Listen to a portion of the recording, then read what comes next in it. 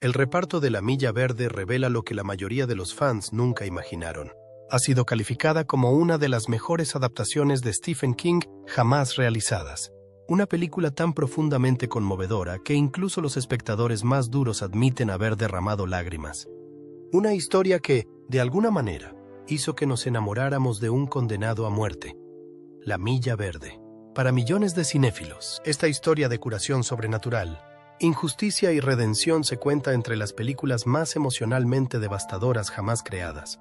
Pero, ¿y si te dijera que bajo su superficie familiar se esconde un mundo de secretos que ni siquiera los fans más entregados han descubierto nunca?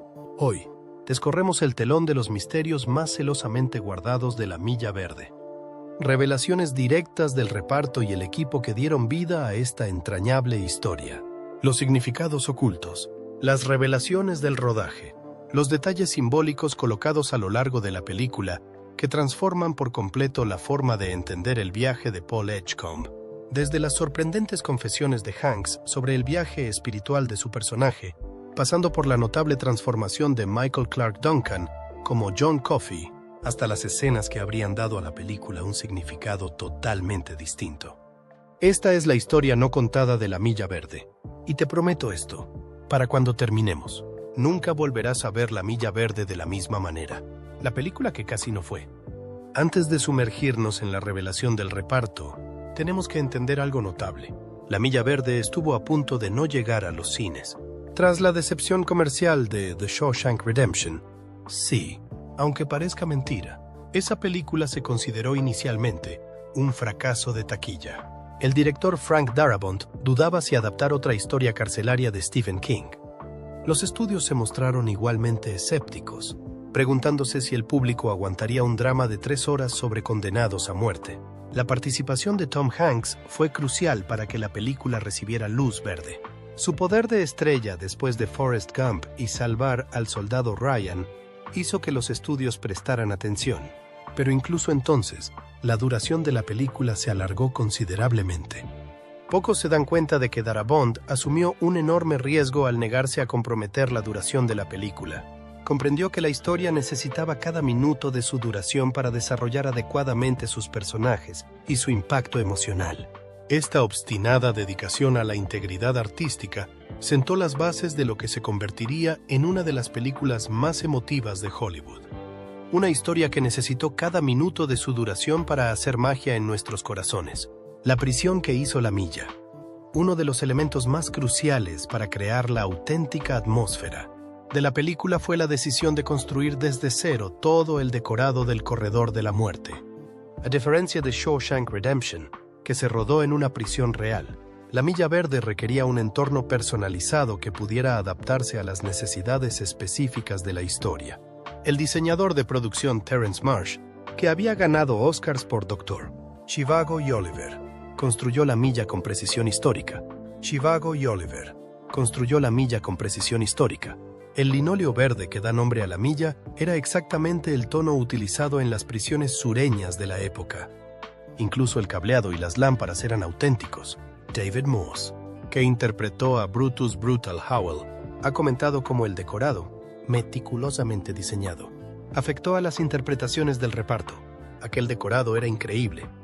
El propio pasillo de La Milla Verde se diseñó para crear una sensación de terror creciente cuanto más se avanzaba por él. Las celdas eran cada vez más oscuras. La iluminación era más siniestra. El decorado no era solo un telón de fondo, sino que se convirtió en un personaje más de la película. El equipo de producción construyó incluso una silla eléctrica totalmente funcional, apodada Old Sparky, que podía simular las secuencias de ejecución con un realismo aterrador. El coordinador de efectos especiales, Charles Gibson, construyó la silla con la capacidad de crear efectos controlados de humo e iluminación que daban a las escenas de ejecución un realismo inquietante. Sam Rockwell, que interpretó a Wild Bill Wharton, ha señalado que las escenas de la ejecución crearon un ambiente especialmente tenso en el plató.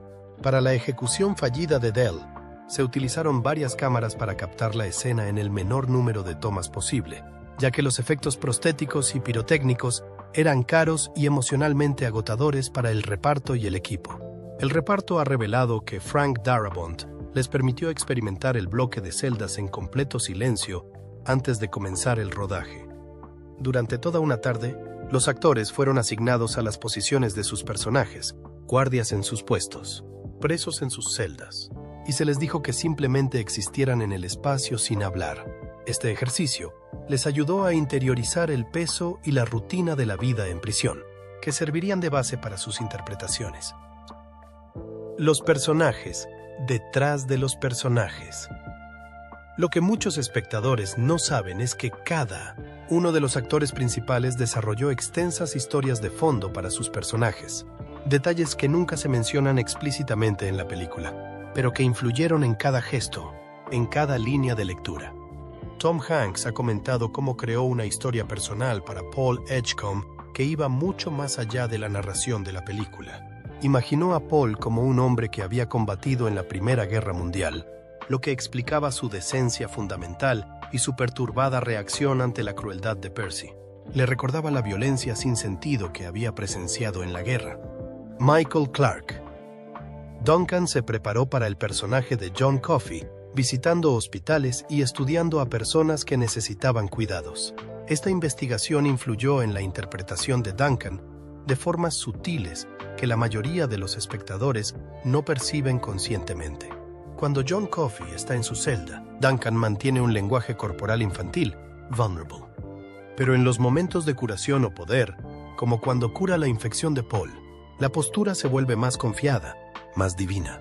Doug Hutchison, que interpretó a Percy Wetmore, ha compartido que basó el sadismo del personaje en un matón de la infancia, canalizando esa personalidad específica en su interpretación. Su conexión personal, la crueldad de Percy, una cualidad auténtica que eriza la piel de los espectadores. Estos antecedentes de los personajes representan cómo los actores infunden a sus papeles conexiones personales, etc. Investigaciones detalladas que transforman La Milla Verde de un drama carcelario sobrenatural en algo mucho más humano. Los significados ocultos que la mayoría de los fans nunca captan. La Milla Verde está llena de simbolismos que la mayoría de los espectadores, incluso los fans más acérrimos, pasan por alto en sus primeros visionados. El reparto y el equipo han revelado algunos de estos significados ocultos en entrevistas a lo largo de los años. Preste atención al color verde en la película. No es solo el suelo de la milla. El verde aparece siempre que la muerte está cerca. Las cortinas de la cámara de ejecución, la esponja de Dell que debería haber estado empapada en salmuera, incluso el reflejo en los ojos de Wild Bill cuando llega por primera vez. Este motivo visual aparece docenas de veces a lo largo de la película, pero solo se registra de forma subconsciente para la mayoría de los espectadores. Las escenas de curación de la película también tienen un significado más profundo. Cuando John Coffey cura la infección urinaria de Paul y el tumor cerebral de Melinda Moore, no se trata solo de una curación física. Todos los que John cura sufren también una transformación espiritual. Paul empieza a cuestionarse su papel en las ejecuciones. Melinda recupera no solo la salud, sino la inocencia. Y habla con John como un niño que reconoce a otro niño. John está curando almas, no solo cuerpos. La película contiene numerosas referencias bíblicas que enriquecen sus temas. Cuando John dice, estoy cansado, j'ai faim, cansado de estar en la carretera, solo como un gorrión bajo la lluvia. Es un eco del Salmo 102. Soy como un búho del desierto, como un búho entre las ruinas. Yazgo despierto. Me he vuelto como un pájaro solo en un tejado. Esta conexión transforma a Juan de un simple personaje mágico en una figura semejante a la de Cristo, abandonado y sufriente. Con esta comprensión, momentos aparentemente pequeños adquieren un significado profundo. Cuando los guardias le quitan las cadenas a Juan durante la ejecución, se produce un paralelismo visual con la bajada de Cristo de la cruz. Cuando Pablo pregunta a Juan qué debe hacer, y éste responde simplemente, quédate quieto, se hace eco del lenguaje bíblico de rendición a la voluntad divina. El ratón es más de lo que parece. Quizá ningún elemento de La Milla Verde sea más querido que Mr. Jingles, el ratón aparentemente inmortal que se convierte en el compañero de Edward Delacroix. Pero este pequeño personaje tiene un propósito mucho más profundo que el mero alivio cómico. El ratón es esencialmente la brújula moral de toda la película. Fíjate en quién le muestra amabilidad y quién no. Es la primera prueba de carácter que vemos. Dell, a pesar de todos sus crímenes, se muestra gentil con esta pequeña criatura. Percy intenta matarla simplemente porque puede. Paul al principio quiere ignorarlo, pero al final decide protegerlo. Esa elección prefigura su posterior decisión de ayudar a John Coffey. Mr. Jingles sirve para poner a prueba la pregunta central de la película. ¿Merecen protección los vulnerables, incluso a costa de su propia vida? Todos los personajes responden a esta pregunta en su trato con el ratón, mucho antes de tener que hacerlo con John Coffey. Este simbolismo cuidadosamente planeado da un nuevo significado al epílogo de la película, donde nos enteramos de que Mr. Jingles ha vivido décadas más que un ratón normal. Al igual que Paul, es portador de la bendición y la maldición del toque de John Coffey, un recordatorio de la gracia sobrenatural en un mundo por lo demás ordinario. El tiempo cuenta historias. Una de las técnicas más sutiles pero efectivas de La Milla Verde es cómo la película utiliza el tiempo para contar su historia. El tiempo fuera de la prisión refleja lo que ocurre emocionalmente dentro. La noche de la ejecución fallida de Dell, hay una violenta tormenta. El día en que Juan confiesa la verdad a Pablo, todo está anormalmente tranquilo y silencioso. En contraste, la ejecución de Juan tiene lugar en una noche clara, iluminada por la luna. La naturaleza en su estado más sereno y hermoso, igualando la aceptación pacífica que John ha alcanzado. Lo más significativo es que, cuando Paul visita la tumba de Coffey en el epílogo, vemos el primer día realmente soleado de toda la película. La escena final del cementerio es la única con un tiempo realmente hermoso. Todas las demás escenas de exteriores tienen nubes, lluvia o están rodadas de noche. El sol no brilla de verdad hasta que Paul ha cargado con el peso de su historia durante décadas y finalmente la comparte. Esta técnica de narración visual funciona tan sutilmente que la mayoría de los espectadores nunca se percatan de ella, pero afecta al tenor emocional de cada escena. La prisión existe en un perpetuo estado de penumbra, mientras que la paz, la verdadera paz, está bañada por la luz del sol. El miedo a la oscuridad de John Coffey. Para muchos fans, el momento en que John Coffey confiesa su miedo a la oscuridad antes de su ejecución representa el clímax emocional de la película. Tenía miedo a la oscuridad. Este poderoso momento procede directamente de la novela de Stephen King, donde se describe explícitamente el miedo de Coffey a la oscuridad. Lo que hace que esta escena sea tan eficaz es cómo humaniza a John Coffey. A pesar de sus dones sobrenaturales y sus cualidades como Cristo, experimenta un miedo muy humano que conecta con el público a un nivel profundo. El gentil gigante que puede curar a otros sigue necesitando compasión humana. Este aspecto del carácter de John transforma la forma en que entendemos el gesto final del guardia de no colocar la tradicional capucha sobre el rostro de John durante la ejecución. No se trata solo de romper el protocolo, sino de un acto de profunda misericordia hacia un hombre con miedo a la oscuridad. La conexión entre Percy y Wild Bill, una de las relaciones más inquietantes de La Milla Verde, es la que se establece entre Percy Wetmore y Wild Bill Wharton. Los dos personajes representan distintos tipos de maldad. El tipo institucional, representado por Percy, con sus conexiones políticas, y el tipo caótico, representado por Wild Bill, la interacción en la que Wild Bill agarra a Percy y le susurra obscenidades, traumatizándolo para que más tarde se congele durante la ejecución de Dell. Crea un vínculo crucial entre estos dos antagonistas.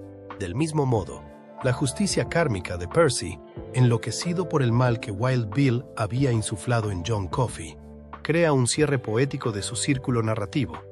Al parecer, los ejecutivos del estudio presionaron para reducir el papel de Percy, argumentando que distraía de la historia principal. Darabont comprendió que si no se mostraba este mal más mundano y burocrático junto al violento caos de Wild Bill, la ejecución de John no tendría el mismo peso moral. Necesitábamos ver cómo los sistemas protegen a los Percy Wetmore del mundo al tiempo que condenan a los John Coffeys. Este contexto hace que el destino final de Percy, catatónico en una institución mental, sea aún más conmovedor. El hombre que abusó tan cruelmente de su poder acaba tan indefenso como sus antiguos prisioneros, protegido únicamente por el mismo sistema que una vez explotó. El milagro de la Milla Verde no es lo que piensas.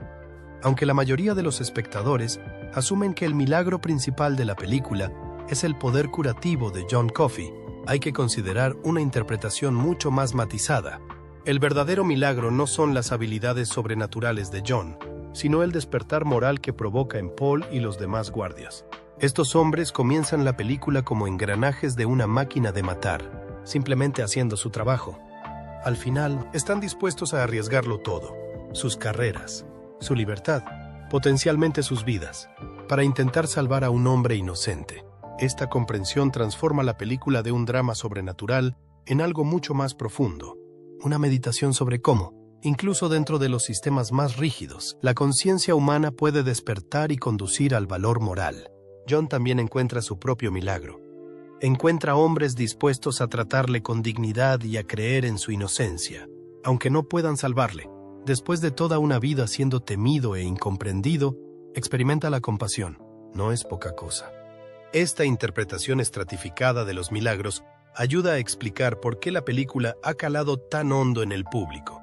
No se trata solo de una historia de curación sobrenatural, sino del milagro del despertar moral de la gente corriente, de la capacidad de reconocer la injusticia y negarse a participar en ella, aun a costa de su propia vida. El famoso final, casi completamente diferente. Quizá la revelación más significativa sobre la producción de Green Miles es que casi tuvo un final completamente diferente. El impactante epílogo que muestra a un Paul Edgecombe envejecido, aún vivo décadas después gracias al toque de John, estuvo a punto de quedarse en la sala de montaje. Al parecer, los ejecutivos del estudio presionaron para que la película terminara con la ejecución de John. Argumentaron que el epílogo con el anciano Paul viviendo en una residencia era innecesario y que la película ya era demasiado larga.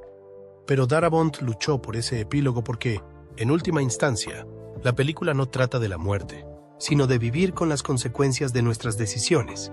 Sin ver a Paul décadas después, todavía atormentado por la ejecución de un hombre inocente, el público se perdería el verdadero peso de la historia. Curiosamente, las escenas de Paul anciano fueron las primeras que se rodaron durante la producción. Esto creó el marco emocional de toda la película, permitiendo que la historia se contara a través de la lente de la memoria y el arrepentimiento. El deseo de los ejecutivos de cortar estas escenas parece ahora incomprensible, dado lo perfectamente que completan la historia. Sin ese final, La Milla Verde sería una película totalmente distinta, una película sobre una curación mágica, en lugar de una meditación sobre la mortalidad, la culpa y el alto coste de participar en el mal, incluso sin querer. Las escenas que nunca se vieron. Aunque las 3 horas de duración de La Milla Verde permitieron a Darabont incluir la mayor parte de su visión, varias escenas se quedaron en la sala de montaje. Según entrevistas con el reparto y el equipo, aunque nunca se publicaron oficialmente, estos momentos eliminados habrían proporcionado un contexto adicional a personajes y relaciones clave. Entre las escenas eliminadas figuraba una larga secuencia que mostraba el primer día de trabajo de Paul Edgecombe en la penitenciaría de Cold Mountain. Esto habría demostrado que Paul nunca había trabajado en el corredor de la muerte, lo que habría acentuado aún más su viaje moral. Habríamos visto a este joven idealista darse cuenta poco a poco de lo que su trabajo le exigiría en realidad. También se suprimieron escenas con Jan Edgecombe, la esposa de Paul, interpretada por Bonnie Hunt. Estas piezas habrían mostrado cómo las experiencias de Paul en la milla afectaron a su vida familiar y a su relación, explicando tensiones sutiles en sus escenas juntos, particularmente cuando Paul menciona por primera vez a John Coffey. Para los fans de La Milla Verde, estas piezas que faltan añaden otro nivel de interés a una experiencia cinematográfica ya de por sí rica, con la posibilidad de que haya caminos narrativos no tomados y dimensiones de los personajes no exploradas del todo en el montaje final. Michael Clarke Duncan, de guardaespaldas ha nominado al Oscar. La historia del viaje de Michael Clarke Duncan para interpretar a John Coffey representa una de las transformaciones más notables de Hollywood. De guardaespaldas de celebridades ha nominado al Oscar en tan solo unos pocos años. Antes de La Milla Verde, la vida de Duncan no podía estar más alejada de las ceremonias de los Oscar y las alfombras rojas, con 1,9 m de estatura y casi 90 kilos de peso. Había trabajado como excavador de zanjas en Chicago y, más tarde, como portero y guardaespaldas de famosos como Will Smith y Martin Lawrence. Su currículum como actor consistía en pequeños papeles como portero de discoteca, guardia de seguridad e intimidante personaje de fondo. El casting de John Coffey fue un reto monumental. El personaje requería no solo presencia física, sino la capacidad de proyectar tanto inocencia infantil como sabiduría de otro mundo. Duncan estuvo a punto de no presentarse al casting. Su representante tuvo que convencerle para que hiciera la prueba, ya que Duncan creía que no era actor suficiente para un personaje tan complejo. La audición se ha convertido en una leyenda de Hollywood. Al parecer, Duncan estaba tan nervioso que le costaba decir sus líneas, pero cuando pronunció el icónico monólogo de John Coffey, "I'm tired of people being ugly to each other", la sala se quedó en silencio. Darabont dijo más tarde que supo inmediatamente que habían encontrado a John Coffey. Para prepararse para el papel, Duncan trabajó con el profesor de interpretación Larry Moss, famoso por preparar a numerosos actores para papeles transformadores. Estudió a personas que necesitaban atención, observó a niños para captar sus reacciones desprevenidas y desarrolló un físico más suave del que requerían sus anteriores papeles intimidatorios. Cuando empezó el rodaje, a Duncan aún le costaba confiar en sí mismo. Tom Hanks se convirtió en un mentor improvisado, ofreciendo orientación entre tomas y ayudando a Duncan a desenvolverse en su primer papel importante en una película. Cuando se estrenó la película, los críticos que nunca habían oído hablar de Michael Clarke Duncan quedaron asombrados por su interpretación. Fue nominado al Oscar y al Globo de Oro al mejor actor de reparto, un logro casi sin precedentes para alguien con tan poca experiencia interpretativa previa. Aunque Duncan perdió el Oscar en favor de Michael Caine por las normas de la Casa de la Sidra, la nominación transformó su carrera y su vida. A continuación apareció en películas importantes, como The Whole Nine Yards, El planeta de los simios, El Rey Escorpión y Daredevil, y nunca más volvió a interpretar a guardias de seguridad o porteros anónimos. La transformación de Michael Clarke Duncan, de guardaespaldas a nominado al Oscar, sigue siendo una de las historias más inspiradoras del cine. Un testamento del talento oculto, las oportunidades inesperadas y el valor de dar el paso hacia la grandeza cuando llega el momento. La segunda vida de la película. Los resultados de taquilla de La Milla Verde fueron respetables, pero no espectaculares. Estrenada en diciembre de 1999, ganó $136 millones en el mercado nacional, un buen rendimiento de su presupuesto de 60 millones, pero no el éxito de taquilla que algunos esperaban de una película de Tom Hanks. La película encontró su verdadero público a través del video doméstico y la televisión por cable. Es el tipo de película que, cuando la gente la descubre, inmediatamente quiere compartirla con alguien que le importa. Se difundió de boca en boca, convirtiéndose en una de las películas más vistas de la televisión por cable y en un constante éxito de ventas en el mercado del DVD. Una película sobre la paciencia, sobre adoptar una visión a largo plazo que requiere paciencia por parte del público. No es una película que se vea casualmente. Exige toda tu atención emocional. Eso no es siempre lo que la gente quiere en los cines, pero en casa se dan permiso para ser vulnerables. En 2020, la película se había establecido firmemente en el canon de los clásicos americanos modernos, apareciendo con frecuencia en las listas de las películas con mayor impacto emocional de la historia. Lo que comenzó como una arriesgada adaptación había logrado algo mucho más significativo que un mero éxito de taquilla. Se había convertido en parte del patrimonio cultural de Estados Unidos. El legado de La Milla Verde. Un legado que perdura.